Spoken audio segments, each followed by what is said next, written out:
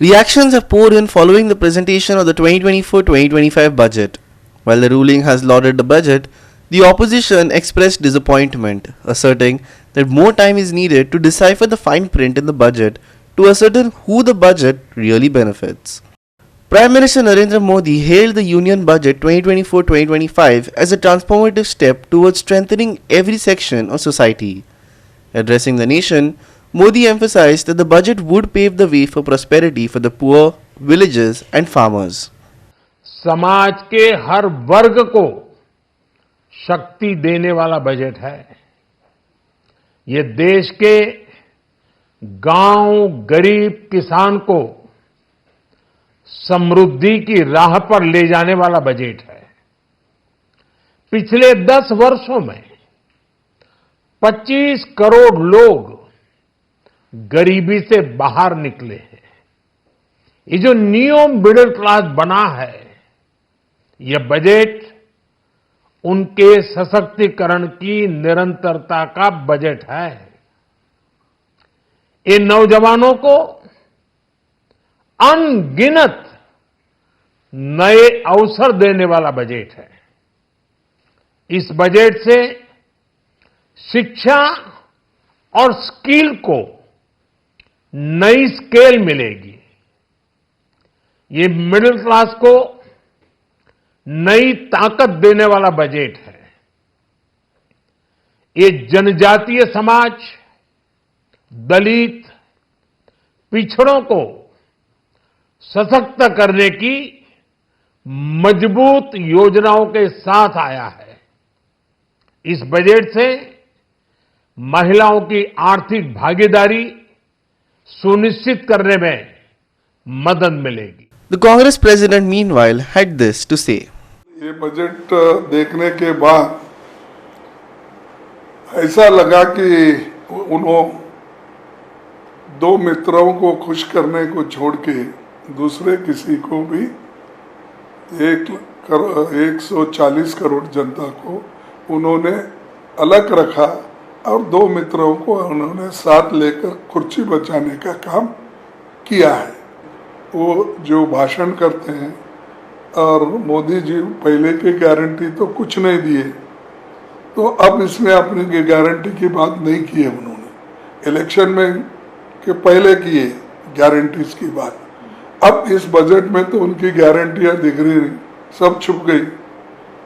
तो एक मोदी साहब हमेशा उनको आदत है झूठ बोलने की, तो इसीलिए मैं कभी और मौका मिला तो बोलूँगा उनके 10 बड़े झूठ कैसे हैं वो मैं बताऊँ। Two tax regime is a bad idea. If you want to introduce a new tax regime, you should have announced it well in advance and say, from this financial year, everybody has to move to a new tax regime. A two tax regime is unacceptable and a bad idea. It will lead to tax arbitration, and people will be confused whether they should remain in the old regime or switch over to the new regime. I'm told it's even more complicated, that if you can switch once, you can switch back, but if you switch a second time, you can't switch back. I mean, I'm thoroughly confused. Now, a large number of people who have bought houses and the value is appreciated will certainly suffer. But as I said, I would reserve my judgment on the effect of the tax changes. Delhi Minister Atishi in the meantime said that the recent budget has completely ignored the national capital. The minister has claimed that while the capital had requested 5% budgetary allocation, the centre has given a near zero. प्रधानमंत्री नरेंद्र मोदी जी की सरकार ने अपना 11वां budget देश के लोगों के सामने रखा। आज का बजट जो भारतीय जनता पार्टी की केंद्र सरकार ने संसद में और देश के सामने रखा, ये दिल्ली के लोगों को धोखा देने का बजट है। ये दिल्ली की लोगों की उम्मीदों पर, ये दिल्ली के लोगों की एस्पिरेशंस पर पानी फेरने का बजट है। हर बार की तरह भारतीय जनता पार्टी शासित केंद्र सरकार ने दिल्ली के लोगों को उनका हक नहीं दिया। आज जो बजट संसद में पेश हुआ उसमें जो दिल्ली के लोगों की डिमांड थी कि जो हम टैक्सेस केंद्र सरकार को देते हैं उसका 5% हिस्सा दिल्ली सरकार को मिलना चाहिए, उस डिमांड पर दिल्ली के लोगों को कुछ नहीं मिला। शेयर इन सेंट्रल टैक्सेस पर दिल्ली का एलोकेशन 2024-25 के बजट में 0 है। Chief Minister Dr. Pramod Sawant said that the budget will greatly help the state. Listen. IT, health, energy, social welfare, commerce and industries अशा पद्धतीचे बजेट एलोकेशन पळयता असताना एक विकसित भारताचे व्हिजन 2047 हे या बजेटांतल्यान दिसता आणि खरोखरूच देश एक ग्लोबल इकॉनॉमी जावपाचें नुस्तें फक्त स्वप्न न्ही तर गांव पासून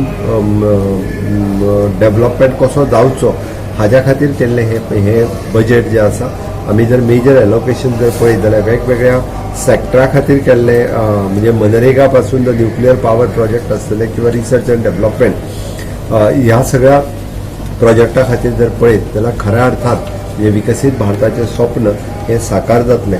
हातूंतल्यान आमकां सगळ्या जाणांक म्हणजे मोदीजीन दाखयल्लें स्वप्न हे 100% विकसीत भारत हे साकार जातलें हेजी हांव विश्वास व्यक्त करता आणि परत एकदा हांव केंद्रीय मंत्री निर्मला सीतारामन हिचें खूब खूब अभिनंदन करता की खूब बरें बजेट, सामान्यांक आधार दिवपी बजेट, त्याच बरोबर नारी शक्ती, युवा शक्ती, गरीब कल्याण आणि किसान शक्ती हे 4 मुद्दे फोकस करपी हे बजेट आसा। या बजेटांतल्यान विशेष करून युवकांक बूस्ट मेळटलो आणि इंटर्नशीप, एप्रेंटिसशीप ह्या सारकेली स्कीम लॉन्च करता आसतना स्किलिंग, रिस्किलिंग कन्सेप्ट हो कन्सेप्टांतल्यान एक वर्क कल्चर डेव्हलप जातलो।